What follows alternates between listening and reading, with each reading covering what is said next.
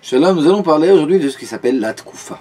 Le Rama, dans son livre d'Arke Moshe, rapporte au nom du Abudraham que l'on prendra garde de ne pas boire d'eau au moment des Tkoufot, c'est-à-dire des solstices et des équinoxes, soit au moment des changements de saison.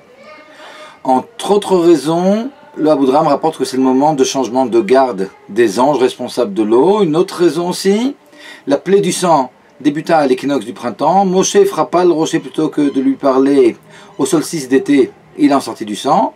Le sacrifice d'Yitzhak eut lieu à l'équinoxe d'automne, et puis alors il y a une goutte de sang d'Yitzhak qui fut versée, et puis la fille de Yiftach Hagiladi dans le livre de Shoftim, dans le livre des juges, fut immolée au solstice d'hiver. Et boire du sang à ce moment-là représente un danger. D'après plusieurs décisionnaires, dont l'Admour Azaken, on prendra garde, d'une part de ne pas boire d'eau au moment de la Tkoufa, et d'autre part de verser une eau qui aura été découverte à ce moment-là, même si l'eau était dans un endroit fermé, tel aujourd'hui un réfrigérateur par exemple, pour peu qu'elle soit là-bas découverte. Plusieurs décisionnaires élargissent l'interdiction de boire de l'eau à la Tkoufa à une demi-heure avant la Tkoufa et une demi-heure après la Tkoufa aussi.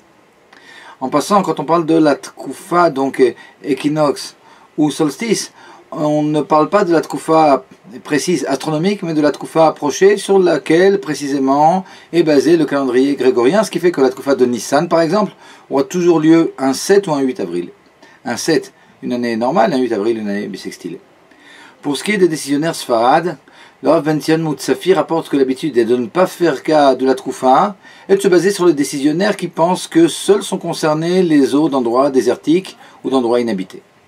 Le Rav Ovadia Yosef, par contre, est d'avis qu'en Israël, comme dans beaucoup d'autres endroits aussi, le minag est pour les Sfaradim le même que pour les Ashkenazim, et on prévient même les fidèles de l'heure de la Tkoufa, le Shabbat qui précède la Tkoufa.